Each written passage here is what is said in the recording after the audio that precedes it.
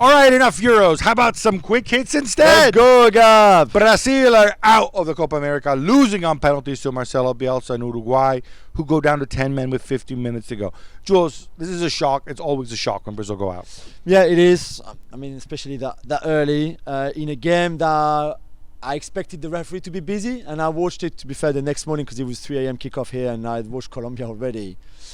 I expected the referee to be busy. 41 fouls in 90 minutes.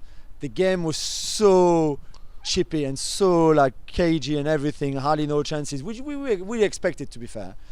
In the end, what really frustrated me, you know what? And if I was a Brazilian fan or Brazilian player, this idea of scrapping extra time in a game like this, when you've had a red card, and I know there will be other games and other scenarios where it's different. I understand, but right now, Brazil would have played an extra half an hour against a Uruguay team with 10 men. Both teams were tired because it was all about running, intensity, physicality, fouls, blah, blah, blah, everything. And the outcome might have been very different than going straight to penalty. I had the exact same reaction. I'm like, why are you doing this? What is the purpose here? This is not the FA Cup or some nonsense like that. I know. So, but well done to Bielsa and Uruguay. And Gab, Brazil losing, obviously, going to cause a lot of controversy. Many are blaming the coach, Dorival Jr., but the CBF is saying that they have no plans to replace him. No, and I think they're right.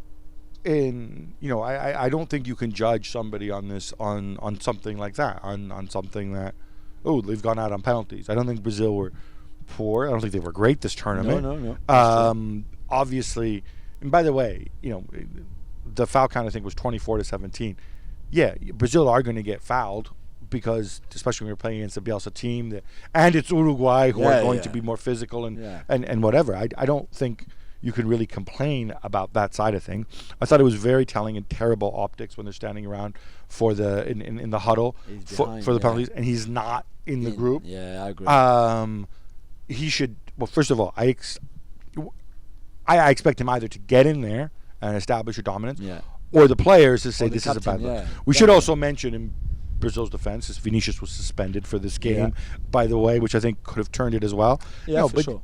And Endrick started. You know how many successful passes Endrick had in 90 minutes? Not many? 2. Yeah. One of them being kickoff. James continues to turn back the clock as Colombia destroy Panama 5-0 to advance the semifinal, where of course they'll be taking on Uruguay. Yeah. Joseph, they're not slowing down at all. They're not at all. Really outstanding performance. The Luis Diaz goal is great. James' performance overall amazing. I'm not sure what's happening to him, but when he's in that kind of form, and it's pretty great to watch and great for his team. They're balanced. They work really hard. They're good defensively. They're good offensively. They're efficient. It's amazing. That Colombia-Uruguay semi-final is box office. It's going to be absolutely huge. Who you got? I still have Uruguay, I think. I got Colombia. Just about. Let's see. I got Colombia. Argentina need penalties, Gabi, to get past Ecuador. And this was far from easy, as Ener Valencia misses a pen as well during the game. Yeah, I thought Ecuador played really well. I saw Argentina kind of sleepwalking through this one. Messi, not a good game. Not good Copa America overall, anyway. He had the injury. He was coming back from the injury. But then again, walks around most of the game. Yeah, true. Affect him. Emi Martinez coming up big in the shootout with his shenanigans. By the way, speaking of shenanigans, I love the fact that Jordan Pickford's going to do the whole wind-up person, just going back to England thing. Orsato gets in his way, blocks him, and says, bud, you're not going near the penalty taker. And he did the same thing, to be fair, to Sommer as well. It's good. I want to see people enforcing rules. But yeah, I thought things haven't clicked for Scaloni in this tournament, but then, of course, they've got the experience and the quality, so they could win it. That's true. And in fact, they're now going to face Canada, who overcame Venezuela in yet another penalty shootout. But Rondon. Incredible. Rondon. You know what? It's not Tell so me much about it. It's not so much the lob. If you haven't seen, it's a great lob. It's that it still has some pace. To just chase that ball and then use it to lob the keeper.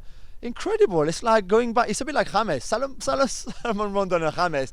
They're like playing like 10 years ago. Amazing. Well done to them. And well done to Canada, by the way, because they deserve credit. Semi-final, it hasn't always been pretty, but Jesse Marsh doing a good job. And I thought they had the better chances as well. Yeah, definitely.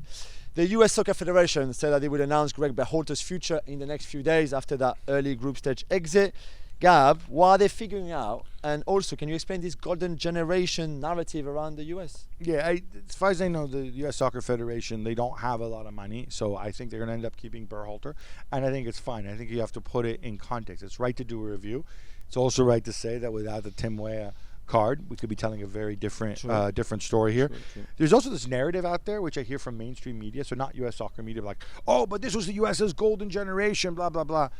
You know, you could have talent, as in like Pulisic, okay. You might have been able to say that 2 years ago, but none of these people have kicked on apart from Pulisic, or very few of them have. Yeah. Because honestly, all right, Pulisic number one, fine, he's doing very well. But Gio Reyna has effectively lost the last 18 months. Yeah. Weston McKennie, he's in a situation where his club doesn't want him. Nobody wants him. He won't take a pay cut. That's the reality of it. Tyler Adams, the man is always injured, right? He basically hasn't played for the last year. Yeah. Who else? Certainly not these goalkeepers. No, Tim Weah is Tim Weah is another guy who really hasn't developed into what people thought. Balogun joined the golden generation. May come good, may not. So it's true. So let's just put the stupid narrative away. Ryan O'Hanlon, by the way, has a whole piece demolishing this. I'm assuming from an analytics perspective.